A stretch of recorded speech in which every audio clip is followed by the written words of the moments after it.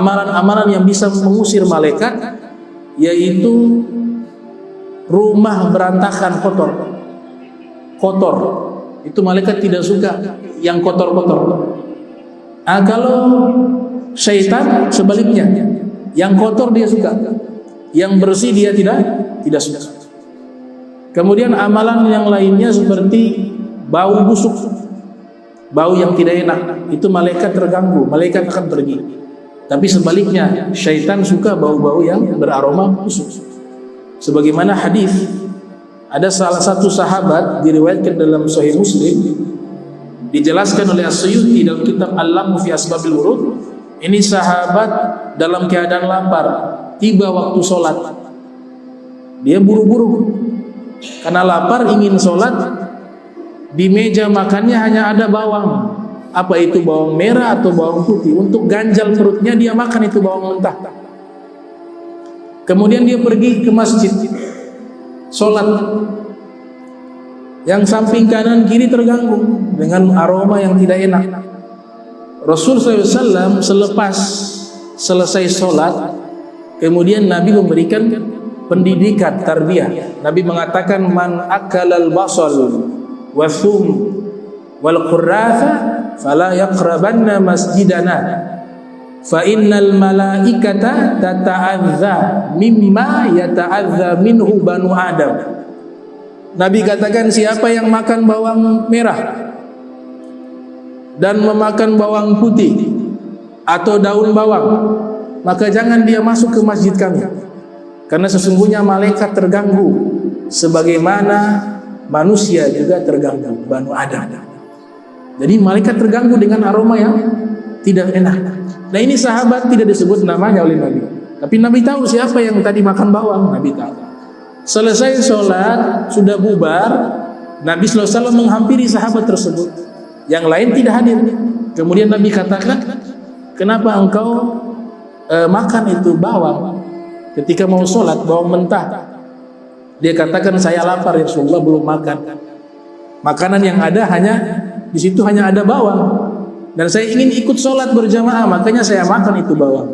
Kemudian Nabi SAW memegang perutnya yang lapar, dipegang perutnya atau dadanya. Selepas itu dia kenyang sampai berbulan-bulan, tidak makan lagi, berbulan-bulan baru lapar lagi. Nah, Nabi ajarkan itu, bahwa malaikat terganggu dengan aroma-aroma yang tidak enak. Bahkan dijadikan satu kitab.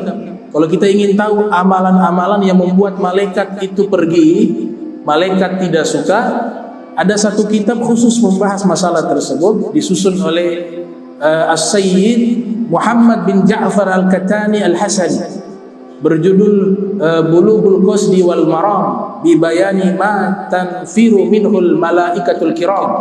Nah, kitab itu membahas amalan-amalan kita yang mengganggu malaikat. Jadi malaikat akhirnya terganggu dan pergi. Nah, amalan-amalan yang bisa mendatangkan dan menghadirkan malaikat itu dijelaskan oleh Imam As-Suyuti dalam kitab Al-Habaik, ya, fi akhbaril malaik.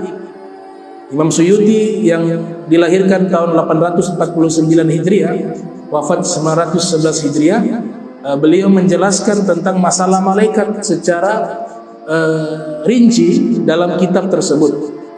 Di antara amalan yang bisa mendatangkan atau menghadirkan malaikat itu melaksanakan sholat. Jadi kalau kita sholat itu malaikat ikut hadir. Sebagaimana hadis yang diriwayatkan oleh Imam Al-Bukhari yang lahir tahun 194 Hijriah, wafat 256 Hijriah, dari Abi Hurairah mengatakan Rasul sallallahu alaihi wasallam bersabda, "Idza ammanal imamu fa aminu fa innahu man wafaqa ta'minuhu ta'minal malaikati ghufira lahu ma taqaddama min dzambihi." Apabila imam mengucapkan amin, jadi kita mau nih didoakan oleh malaikat, diistighfarkan oleh malaikat. Kalau imam membaca amin selepas membaca suratul Fatihah di dalam sholat, kita makmum juga membaca amin dengan suara yang keras, sekerasnya seukuran normal. Bahkan yang masbuk juga, dia terlambat datang, kebetulan dia datang dalam posisi imam sudah mengucapkan amin dan makmum juga mengucapkan amin. Maka yang masmum juga sunnah mengucapkan amin. Kenapa disunnahkan? Menurut Al-Imam Nawawi yang lahir 631 Hijriah, wafat 676 Hijriah dalam kitab Al-Majmu', untuk mengharapkan dapat doanya malaikat. Karena siapa yang aminnya bersamaan dengan aminnya malaikat, maka dosa-dosanya yang lalu diampuni oleh Allah Subhanahu wa ta'ala. Itu yang pertama. Yang kedua, amalan yang menghadirkan malaikat, tidur dalam keadaan berwudu. Ini hadis diriwayatkan oleh Ibnu Hibban di dalam sahihnya. Rasul sallallahu alaihi wasallam bersabda, "Man bata tahira bata fi syi'arihi malakun falam yastayqid illa qala al malaku Allahumma ighfir li'abdika fulanin fa innahu bata tahira." Nabi sallallahu alaihi wasallam bersabda, siapa yang tidur di malam hari dalam keadaan suci, yakni berwudu, maka malaikat ikut tidur bersamanya di dalam selimutnya. Dan malaikat tersebut ketika orang itu bangun dari tidurnya sudah diampuni dosanya, karena sepanjang malam malaikat itu berdoa, Allahumma ighfir li 'abdika fulanin fa innahu bata tahira. Ya Allah, ampunkanlah dosa si fulan yang tidur dalam keadaan suci. Maka Allah terima doanya malaikat. Doaul malaika mustajab, doanya malaikat mustajab, la hijab, gak ada hijab. Jadi malaikat hadir, dia memberikan istighfar kepada kita, memohon ampun kepada Allah agar dosa-dosa kita diampuni oleh Allah Subhanahu wa taala. Itu amalan kedua yang mendatangkan kehadiran malaikat. Amalan ketiga, menuntut ilmu agama. Anak-anak yang di pesantren, anak-anak yang mereka belajar ilmu agama, atau kita yang hadir di majelis ilmu, itu sepanjang perjalanan dia jalan bukan di atas aspal, tapi dia berjalan di atas sayap malaikat. Sebagaimana hadis yang diriwayatkan oleh Imam Abu Dawud dalam sunannya, dan juga diriwayatkan oleh Imam Tirmizi dalam sunannya, dan juga diriwayatkan oleh Imam Ahmad bin Hanbal dalam sunannya, dalam musnadnya. Rasul sallallahu alaihi wasallam bersabda, innal malaikata latadau ajniyataha li talibil ilmi ridwan bima yasna. Sesungguhnya para malaikat meletakkan sayap-sayapnya bagi penuntut ilmu, karena malaikat senang dengan apa yang mereka lakukan, apa yang mereka kerjakan. Ini amalan yang bisa menghadirkan malaikat. Yang keempat, majlis ilmu seperti ini, itu juga menghadirkan malaikat. Jadi selama kita duduk di majlis ilmu atau majlis zikir, selama itu pula Allah turunkan ketenangan, Allah turunkan kasih sayang, dan malaikat beristighfar kepada kita sampai kita bubar.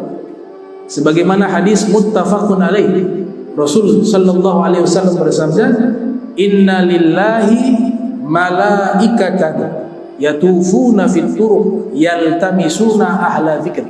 Sesungguhnya Allah Subhanahu wa taala memiliki malaikat yang mereka tugasnya keliling di bumi mencari majlis-majlis ilmu atau ahli zikir, orang yang sedang zikir atau sedang belajar ilmu agama Islam. Jadi malaikat hadir di majlis-majlis ilmu seperti ini. Makanya ini tempat kalau kita sambil doa itu mustajab. Kalau mau taubat di majlis ilmu itu Allah Ta'ala berikan ampunan berkali lipat di majlis ilmu, karena ada hadir malaikat di situ.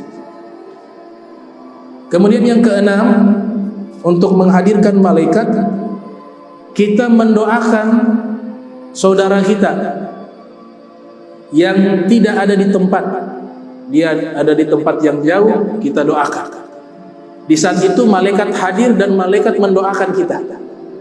Sebagaimana hadis yang diriwayatkan oleh Imam Muslim di dalam sahihnya, yang dilahirkan tahun 204 Hijriah, wafat 261 Hijriah, Rasul sallallahu alaihi wasallam bersabda, "Ma min 'abdin muslimin yad'u li akhihi bi dhahril ghaib tidaklah seorang hamba muslim dia mendoakan saudaranya yang nampak tidak ada, yang tidak ada di tempat, melainkan illa qalal malaku walaka bimithli, melainkan di sampingnya akan hadir malaikat. Malaikat berdoa, engkau juga dapat doa yang sama seperti itu. Jadi banyak kita mengucapkan kalimat-kalimat yang baik berupa doa. Kalau kita mengucapkan kalimat-kalimat laknat, itu malaikat juga melaknat kita. Kita doakan dengan kalimat-kalimat yang baik, maka malaikat juga mendoakan hal yang sama. Amalan yang ketujuh, nah ini luar biasa, silaturahmi, mengunjungi saudaranya yang muslim, mampir ke rumahnya, niatnya silaturahmi untuk menjalin ikatan kecintaan di atas agama Islam. Nabi sallallahu alaihi wasallam bersabda di dalam hadis yang diriwayatkan oleh Imam Tirmidzi, "Idza 'ada rajulu akhahu muslima," apabila ada seseorang berkunjung ke tempat saudaranya yang muslim, masya fi khirafatil jannah, itu hakikatnya dia sedang berjalan di taman surga. Masya fi khirafatil jannah, fa hatta yajlisa, ketika dia sudah sampai di rumah orang yang dia kunjungi, dia duduk. Fa idza jalasa, apabila dia sudah duduk, ghamarathu rahmah, Allah tumpahkan rahmat kepadanya. Fa in kana ghudwatan, apabila dia kunjungi saudaranya di waktu pagi, shalla alaihi sab'una alfa malakin hatta yumsiya, maka 70.000 malaikat beristighfar kepadanya sampai waktu sore, yumsiya. Wa in kana masaan, apabila dia kunjungi rumah saudaranya silaturahmi di waktu sore, shalla alaihi sab'una alfa malakin hatta yusbiha, maka 70.000 malaikat beristighfar kepadanya sampai waktu pagi. Nah, ini amalan-amalan yang membawa kehadiran malaikat. Kemudian yang kedelapan, itu wangi-wangian, itu mengundang kehadiran malaikat.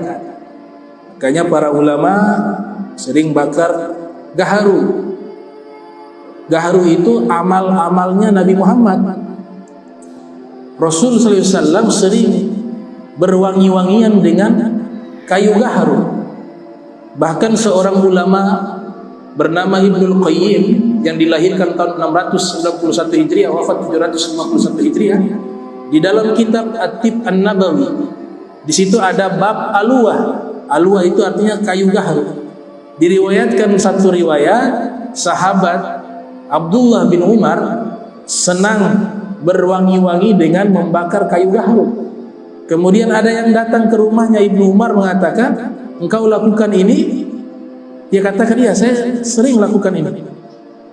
Wa hakadza kana yastajmiru Rasulullah sallallahu alaihi wasallam. Demikian juga dahulu Nabi Muhammad sering berwangi-wangi menggunakan kayu gaharu.